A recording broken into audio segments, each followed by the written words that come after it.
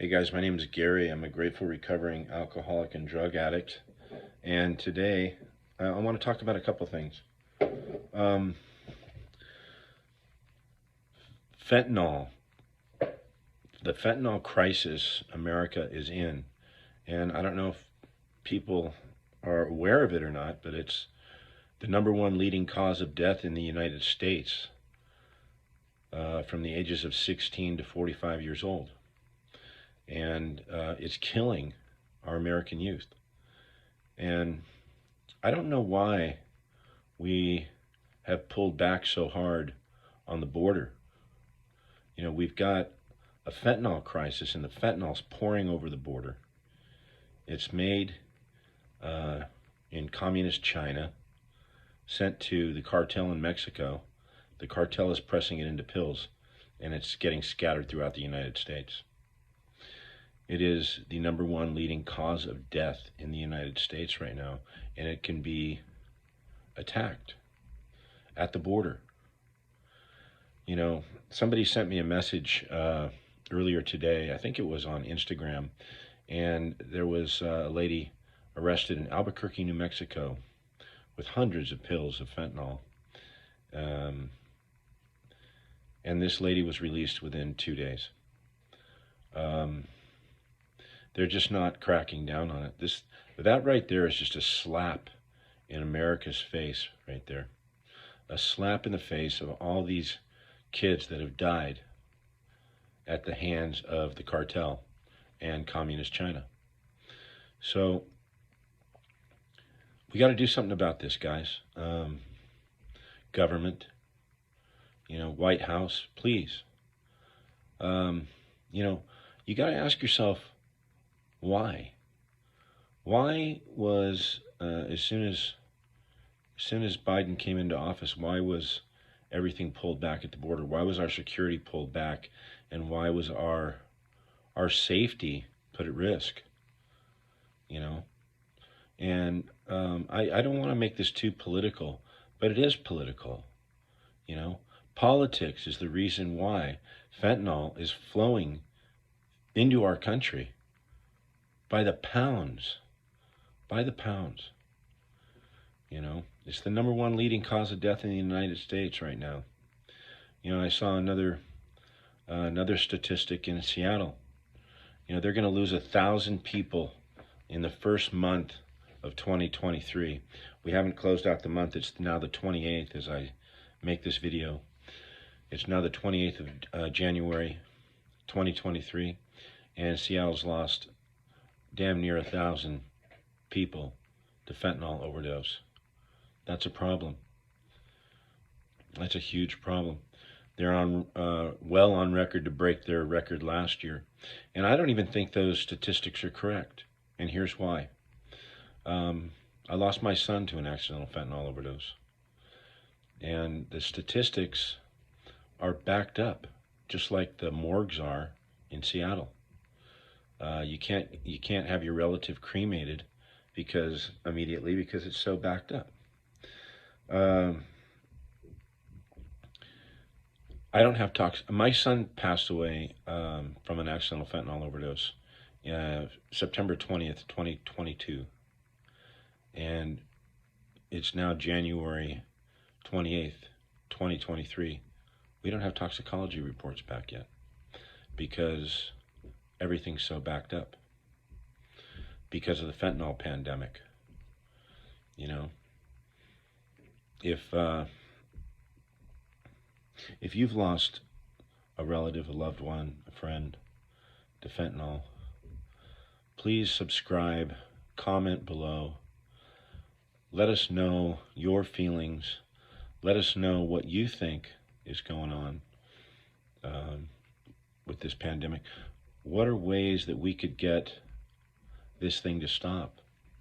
You know, obviously pressure on the White House isn't working. You know,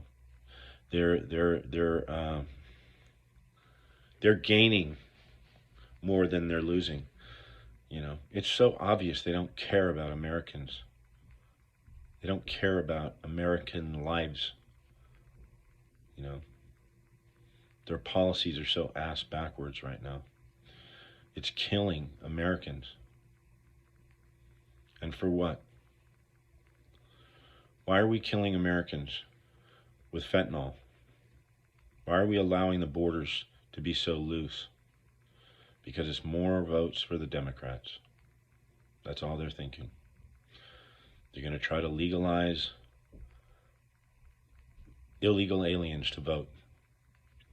It's just crazy. Either that or they're making millions and billions of dollars on the fentanyl pandemic.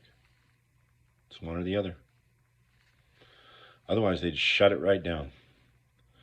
American safety should be priority at the border. So, enough said on that. If you're having trouble with drugs and alcohol, I'm an addict. I lost my son, he was an addict. Alcoholism and drug addiction is a disease that centers in the mind, and it's a compulsion of the body. Once we start putting that stuff in, we don't know what's going to happen, or we just can't stop doing it. It's deemed a disease by the medical society, by doctors. So, if you're suffering from addiction, it's not your fault. You know, we don't know if you were born that way or if you became alcoholic. It doesn't matter. There's not enough study on it. But we don't know if people become alcoholics and addicts or they're born with a gene of alcoholism. I believe I was born with it. Alcoholism and drug addiction run in my family. And I believe I'm the only one in my family. I was deemed hopeless, and I've recovered. My son, I was trying to show this way of life to, and he was 27 years old. He had his whole life ahead of him, and he still had some experimenting to do, and it cost him his life. So if you know somebody who's suffering, if you're suffering, if you feel hopeless, fentanyl is such a powerful drug. I've never done fentanyl that I'm aware of. It could have been in some drugs that I've done, but not that I'm aware of. But I'm an opiate addict. I've had to kick opiates before, and that's the worst fucking detox I've ever had in my life. I thought I was losing my fucking sanity and couldn't breathe, and it went for days. The sleepless nights, the panic attacks, and the thoughts of pure insanity. I've also had speed detoxes, cocaine detoxes, alcohol detoxes. And that opiate detox, it was years ago, was the fucking worst I've ever had in my life. I wasn't slamming heroin, but what I was doing was about 40 Vicodins, 4,750 Vicodin a day. 750 milligram Vicodin a day, not 750 a day, 40 a day. And it was a fucking horrendous detox. So I know if you're suffering from this thing and you're afraid of that detox, get to a hospital, get to a rehab, get to the Salvation Army if you can't afford a detox or a rehab. There's free things that, I don't know what county, country you live in, but look for those free programs. Programs work, guys. I'm in a program called Alcoholics Anonymous. Same 12 steps as Narcotics Anonymous, Overeaters Anonymous.